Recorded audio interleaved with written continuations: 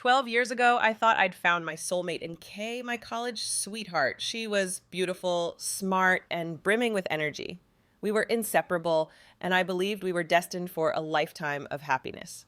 We married after Kay got pregnant in our senior year, welcoming our daughter Sally 5 months later and our son Kevin a year and a half after that. But marriage wasn't the fairy tale I'd envisioned. The carefree days of college gave way to the grind of adult life, raising kids, juggling careers, and navigating Kay's toxic family dynamics. The fiery love we once shared faded, and Kay became a stranger. Our physical connection, once a passionate 4 or 5 times a week, dwindled to maybe once a month, and only if Kay wasn't holding a grudge. She seemed to despise intimacy with me, a far cry from the vibrant woman I'd married. Kay's family made things worse. Her parents, living off shrinking inheritances, and her sisters, Katie and Kathy, constantly belittled me for my lack of wealth. Property records later revealed her parents were nearly broke, a fact they hid behind their snobbish facade. Katie's husband, Ron, managed his dad's dry cleaning stores, while Kathy's husband, Mark, lived off a modest inheritance from his grandparents. Both projected success at family gatherings, but were useless in practice. Meanwhile, I slaved away at a soul-crushing job to fund Kay's lavish lifestyle. Club memberships, spa visits, designer clothes, and tennis lessons no one used.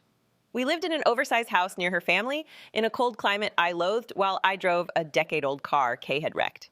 She traded in my car for a shiny new one, which I wasn't even allowed to drive without facing verbal abuse or complete sexual rejection. We paid for a maid because housework tired Kay, an inbred dog's endless medications, and annual vacations, ski trips I couldn't join due to a bad knee, shopping sprees in big cities, and beach getaways I wasn't invited to. My parents' modest beach bungalow was deemed too small for visits, while Kay's family mocked me relentlessly for lacking an inheritance. 2 years ago, sitting in my home office after another lonely morning, I took a brutal look at my life. A sexless marriage, a lazy wife who didn't work, ungrateful kids who took after her, a job that treated me like a servant, and a house I hated. Worse, I suspected Kay was cheating. Determined to confirm it, I turned to technology. I installed a recorder in her car, powered by the battery, with a Bluetooth station in our garage to download recordings to my PC. I placed discrete cameras in every room except the kids' bedrooms, covering the patio, pool, and garage, all feeding to my computer. Using early footage, I cracked Kay's phone code, kept secret throughout our marriage, and installed monitoring software to track her calls and messages. I upgraded our internet to business class for remote access.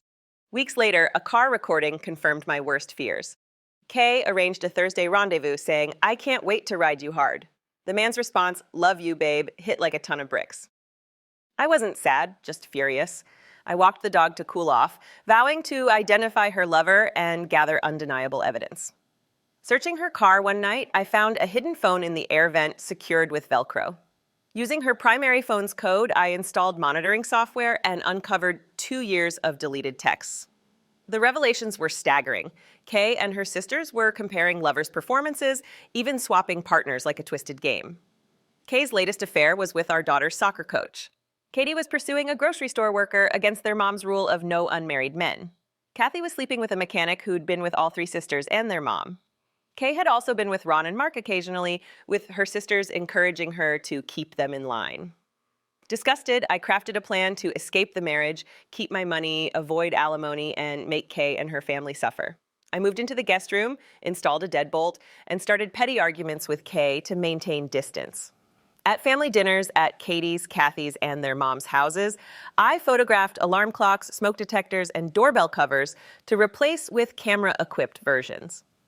During a pool party I hosted, I accidentally dropped a bag of ice, giving me an excuse to borrow their house keys. I installed monitoring software on their phones, having cracked their codes from prior recordings, and swapped their devices with ones containing hidden cameras. I also set up wireless monitoring boxes in their attics, connected to their networks, and made copies of their keys. The footage was jaw-dropping. Kathy with the mechanic rushing from the front door to the bedroom, leaving clothes strewn about. Katie with her uncle and aunt in a disturbing encounter. Kay with our neighbor's wife, Cheryl, in our bedroom, an encounter I unexpectedly enjoyed watching. Ron and Mark together in Katie's bedroom, making handshakes unthinkable. At Kay's parents' house, I caught her mom with her uncle while her dad watched from a chair. Gathering evidence was easier and weirder than I'd imagined. To cover my tracks, I hosted another pool party, dropped more ice, and retrieved my cameras, replacing them with regular devices. Kay teased, "Nice job, numbskull," while Katie and Kathy mocked me, and even Sally mumbled, "Mom, why is he always so embarrassing?" Their laughter fueled my resolve.